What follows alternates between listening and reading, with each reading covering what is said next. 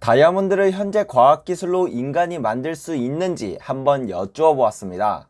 예, 당연히 만들 수 있죠. 지금 뭐 렉그라운드 다이아몬드라고 연구실에 진공 상태로 된 메탄과 수소가스를 넣어서 이게 이제 쌓입니다. 예, 이게 쌓이면서 진공 상태에서 그게 자라나요. 그리고 천연 다이아몬드는 탄소 덩어리예요. 그거는 3000도 이상 그리고 10억 년 이상이 되고 지하 200km 밑에서 그 탄생하는 거예요. 10억 년 후에. 엄청난 거죠. 근데 그 탄소 덩어리인 다이아몬드는 사실 동물성 탄소는 대부분 이제 다이아몬드로 변하고 식물성 탄소는 석탄으로 변해요. 그래서 석탄과 이 다이아몬드는 이 성분이 거의 비슷해요. 그러니까 식물성 탄소 덩어리냐 동물성 탄소 덩어리냐에 따라서 요게 다이아몬드로 나오냐 석탄이 나오느냐 이렇게 되고 있어요. 그러면 이제 인공적으로 이렇게 만든 다이아몬드는 화학 기상 증착법이라는 게 있어요. 그 증착법으로 연구실에서 키우는 거예요. 근데 모든 성분이 다이아몬드하고 똑같아요.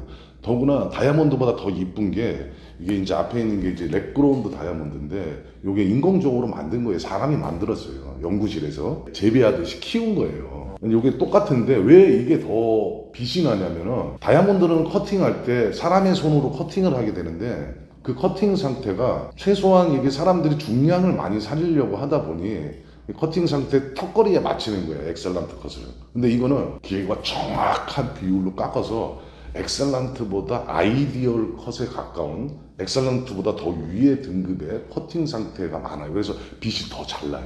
최고 등급을 말씀하시는 거죠? 그렇죠. 최고 등급의 커팅 상태가 됐기 때문에 똑같아요. 이거는 어떤 전 세계 감정사들도 이거는 감정 구별을 못합니다. 이거 구별한다는 건 거짓말이에요. 이거는 첨단 장비를 통해서만 이 렉그라운드 연구실에서 만들었느냐 아니면은 내추럴 자연의 상태에서 나왔느냐를 구별할 수가 있습니다. 그만큼 요즘은 이게 핫한 시장 점유율 한 15%? 엄청난 점유율이에요. 점점 커질 거라고 생각해요. 그리고 뭐 MZ세대들이 선호해요. 이 다이아몬드를. 저렴하고 이쁘니까. 그렇죠. 그리고 이제 뭐 오랫동안 있었던 그런 천연 다이아몬드보다 훨씬 이게 가격도 좋고 그리고 이제 젊은 세대들은 합리적이잖아요. 합리적이다 보니까 이걸 더 선호하고 이 시장이 굉장히 커나가고 있습니다. 흔히 다이아몬드는 팔 때 똥값이다 이런 말이 많던데 왜 그런 것인지 알아보았습니다. 저는 이제 다이아몬드를 사고 파는 일을 계속 업으로 하고 있으니까 저희가 다이아몬드를 저희들은 뭐 싸게 구매하기는 하지만 성수기와 비수기라는 게 있어요. 그러니까 성수기와 비수기는 이제 결혼 시즌. 물론 결혼 시즌 때 명절 대목처럼 비싸게 팝니다. 수요가 많으니까. 비싸게 파는데 비수기 때 만약에 그걸 갖고 와서 파시면은 가격이 그래도 아무래도 많이 다운되게 돼 있어요.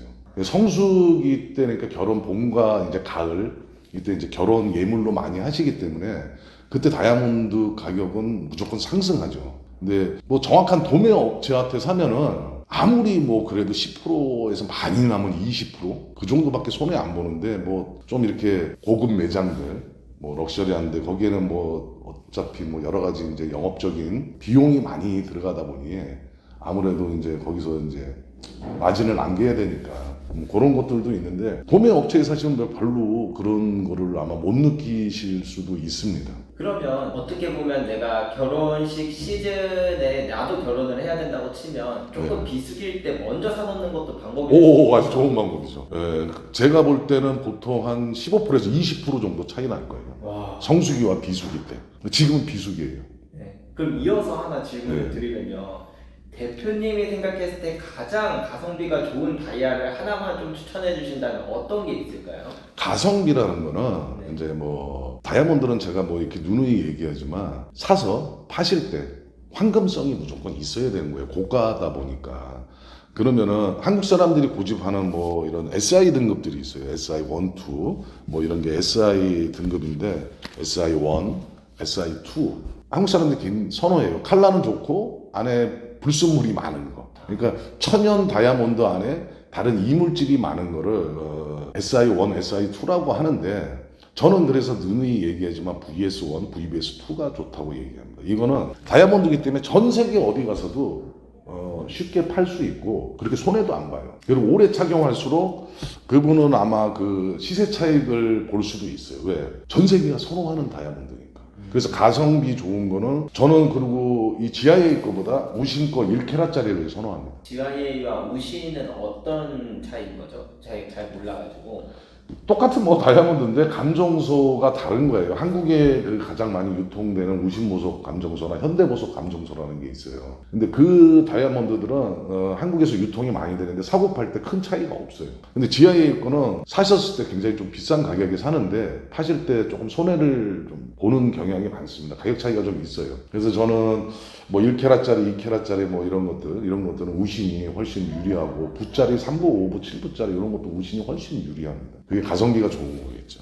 그러면 이제 등급과 그 감정소 이런 걸로 또 알려주셨는데 혹시 칼라 같은 거에도 가성비가 좋은 칼라가 있을까요? 뭐 한국에서 수요되는 건 DF 칼라다 보니까 또 우신 거는 DF 칼라, G 칼라까지도 가성비가 좋은 그 대팔 때 굉장히 용이한 다이아몬드고요. 그리고 GIA 거를 만약에 구매하신다 그러면은 저는 이제 뭐 GIA 거 여기 보면은 이렇게 G의 VBS도 한국에서 절대 선호하지 않는 다이아몬드예요. 근데 저는 이걸 굉장히 추천합니다. 그리고 다이아몬드 도매업자들이 다 사고 싶어하는 물건이에요. 근데 이런 걸 사시면 언제 어느 때 어느 나라에 가서도 절대 손해 안 보세요. 이런 게 가성비가 좋은 거라고 할 수 있다고 저는 이렇게 생각해요. 그러면 여기서 또 아까 전에 질문하셨던 거에서 궁금한 건데요. 랩그라운 다이아몬드 같은 경우에는 나중에 팔 때 얘도 황금성이 있을까요? 지금은 그렇게 그렇진 않은 것 같아요. 그리고 이제 그 랩그라운드 다이아몬드가 너무 많이 생산되고 있습니다. 내추럴 원석보다 랩그라운드 다이아몬드를 깎아서 파는 게 훨씬 더 유리하다는 걸 이 다이아몬드 공장의 대표들이 알고 있어요. 랩그라운드를 많이 하니까 수요가 그렇게 많지는 않은데 공급이 너무 많이 되다 보니 아직까지도 이렇게 재매입할 때는 재매도하실 때 이게 좀 용이하지는 않아요. 그런 거는 좀 참고를 하시는 게 좋으실 것 같습니다. 다이아몬드는 다 가격이 다르던데 도대체 가격을 책정하는 기준은 무엇인지 여쭈어 보았습니다. 그걸 이제 라파포트라고 그래요. 라파포트는 전 세계 다이아몬드 업자들이 사용하는 그 다이아몬드 계산법이에요. 그 계산법은 이제 업자들이 대부분 그걸로 이제 뭐 프로테이지로 얘기를 하는데 뭐 디스카운트 몇 프로. 계산기를 누르고 중량을 누르고 그 다음에 이제 칼라 내용이 이렇게 있어요. 그리고 엑설런트 커스도 뭐 물론 포함이 되겠지만 그 사이에 칼라 내용 중량을 누르고 라파포트에 거기 써 있어요. 그러면 그 가격표를 보고 계산기로 누르면 정확한 가격이 나와요. 근데 뭐 일반 분들은 좀 접근하기는 좀 쉽지는 않지만 뭐 되게 계산하기는 어려운 거는 아닙니다. 그 기준으로 일을 하는데 그리고 가격이 산출되는데 선호하는 다이아몬드 전 세계적으로 선호하는 다이아몬드 같은 경우에는 뭐 유럽의 이탈리아 그다음에 뭐 프랑스, 제르만 이런 나라들은요 최상급 다이아몬드를 좋아해요. 그러면 그 나라의 DIF는 우리나라보다 더 비싸게 팔려요. 우리나라는 SI12를 쓰는 나라이다 보니 SI12가 비싸게 팔려요. 그 나라에서는 거의 거래가 안 될 정도. 네. 그러니까 이제 그거에 따라서 가격이 산출되는 거 선호도와 수요 어느 나라에서 뭐를 수요하느냐. 그럼 뭐 호주 같은 데도 물론 좋은 걸 쓰고요. 미국 같은 데는 뭐 SI12를 선호합니다. 거기도 칼라 좋은 거 우리하고 좀 비슷해요. 아무래도 미국은 너무 많은 다이아몬드가 들어오고 소비도 엄청나요. 미국이라는 시장은 되게 큰 시장이에요. 그러니까 한국보다는 다이아몬드가 좀 저렴한 것들도 있어요.